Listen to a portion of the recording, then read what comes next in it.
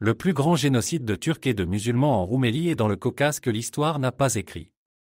Le professeur américain Justin McCarthy décrit dans son livre Exilendes que le génocide commis contre les Turcs et les musulmans dans les Balkans était le plus grand génocide non écrit de l'histoire. McCarthy a commencé son travail sur le massacre et l'exil des musulmans, sujet du livre, par hasard alors qu'il examinait les mouvements de population dans l'Empire ottoman pendant la Première Guerre mondiale. Les recherches de McCarthy consistaient à l'époque à examiner combien de musulmans vivaient en Anatolie et comment leur nombre a évolué au cours des 19e et 20e siècles.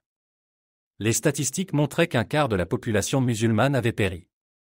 McCarthy, qui ne pouvait pas croire qu'une perte de cette ampleur ait pu être cachée dans les livres d'histoire, a fait des recherches répétées sur les documents, ce qui l'a toujours conduit à la même conclusion. Pendant la Première Guerre mondiale, mais aussi tout au long du 19e siècle, la population musulmane d'Anatolie, de Crimée, des Balkans et du Caucase a subi des pertes humaines constantes. Ces pertes méritent d'être étudiées plus en détail.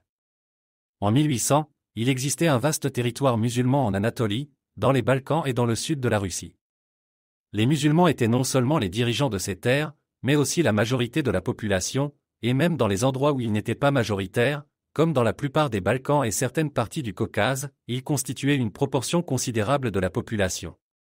Les frontières de l'Empire ottoman comprenaient la Crimée et ses environs, une grande partie de la région du Caucase, l'Anatolie orientale et occidentale, ainsi qu'une grande partie de l'Europe du Sud-Est, de l'Albanie et de la Bosnie à la mer Noire. Même parmi les nationalités très mixtes des régions frontalières de la Roumanie et du sud de la Russie, géographiquement proches, la présence de communautés musulmanes se faisait sentir. En 1923, seules certaines parties de l'Anatolie, de la Thrace et du Caucase du Sud restaient des terres musulmanes. Les musulmans des Balkans avaient presque disparu, c'est-à-dire qu'ils étaient morts ou avaient été contraints d'émigrer, ceux qui avaient survécu étaient restés dans de petites colonies en Grèce, en Bulgarie et en Yougoslavie. Le même sort s'est abattu sur les musulmans vivant en Crimée, dans le Caucase du Nord et en Arménie russe, eux aussi avaient tout simplement disparu. Des millions de musulmans, principalement des Turcs, étaient morts et des millions d'autres avaient fui vers ce que nous appelons aujourd'hui la Turquie. Entre 1821 et 1922, plus de 5 millions de musulmans ont été chassés de leurs terres.